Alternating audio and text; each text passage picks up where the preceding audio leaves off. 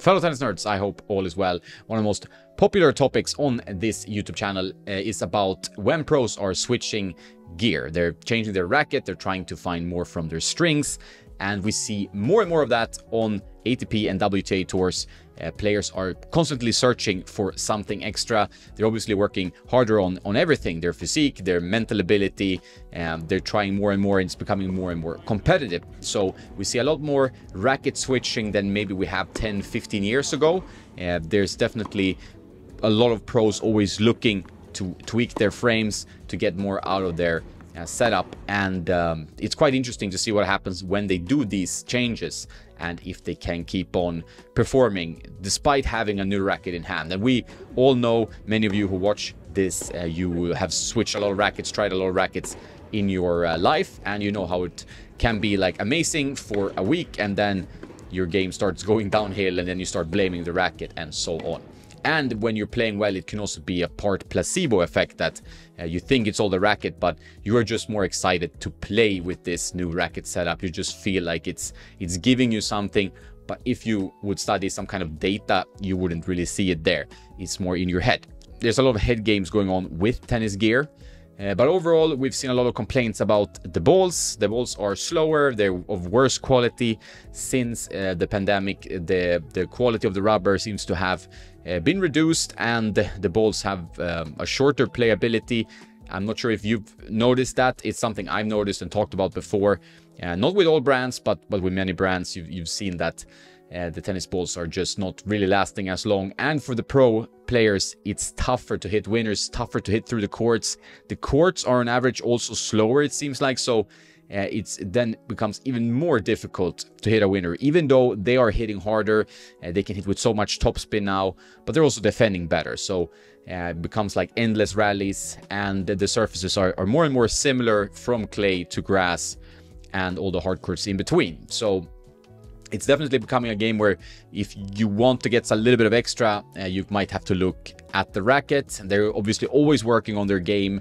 Tennis is all about footwork, technique, athleticism, strength, mental ability. All these things, of course, are more important than the racket, but the racket plays a part. And we've seen that, I would say, more and more on the pro tour as well. Whether it's placebo effect or an actual outcome that the racket gives them a little bit more, that can be discussed, and it's hard to measure that stuff, but it's definitely there. This year, we have seen Madison Keys switch from her Wilson Blade Pro to the Yonex ESO 98, and then win first one title and a WTA 250, and then her first Grand Slam title, the Australian Open. Is it the racket doing all that? No, it's her playing, but the racket might give her more confidence, more power, just a fresh feeling. And in her case, it really worked. But what will happen in the rest of the year, we don't know. Will she keep on winning? Will she have a slump? Many of us know this story, like when the racket doubts start setting in. And it's not a great sign for a professional tennis player when you start tweaking too much and you start experimenting too much with your gear, and you never really get quite settled. You just want the racket to be an extension of your arm so you can play your best tennis and focus on the other things. But we've also seen now Stefanos Tsitsipas in Dubai show up with a blacked out frame and beat the opposition, win the title. First ATP 500 title for him. Just a very impressive performance all week from him. He played some excellent tennis, was hitting his spots really well, more power, more spin it looked like, and looked to be in great shape.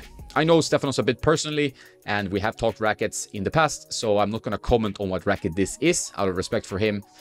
So that will surely be dealt with on other channels and websites and so on, and people will be able to figure out what racket he uses. But of course, the situation is very new, and we don't know whether he will keep experimenting with this blacked out racket, we will go back to his old racket, or what will happen.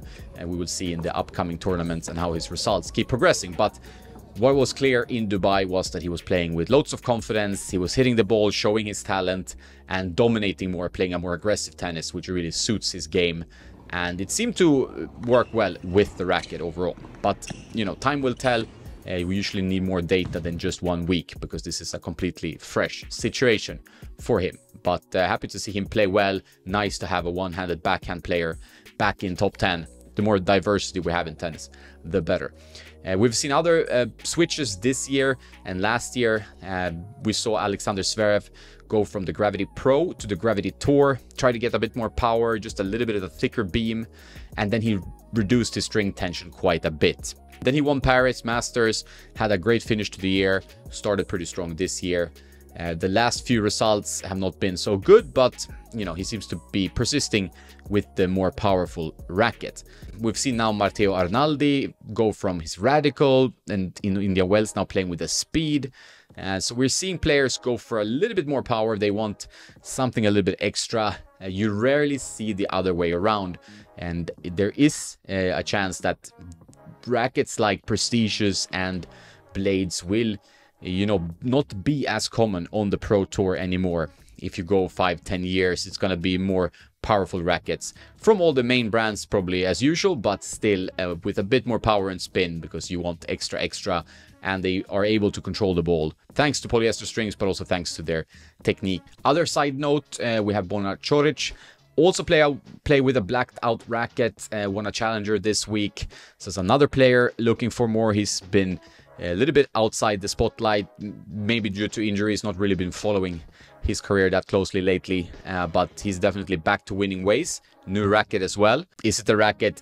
We don't know. It's might be partly that, fresh mental state. So it's a lot about mental things, this racket switching. In some cases, you do see a difference, like what the racket actually produces. I would say in Stefanos' case, the racket, the new blacked out racket for him, gave him more pop and spin and made him more dangerous. You know, obviously he is delivering the shots. It's not the racket, but it did look very, very good for his game, at least this first week. But time will tell what happens after this.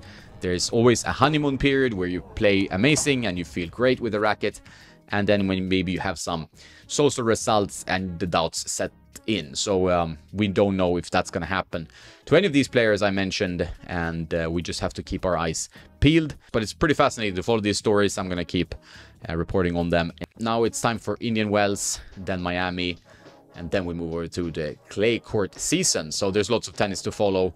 More videos like this and more racket information to come. Always get the latest on tennisnerd.net. Today we published about the Solinco new Mac 10 string, Diadem Axis review, etc, etc. Thanks for all your support and for watching. Have a nice day, and don't forget to play some tennis.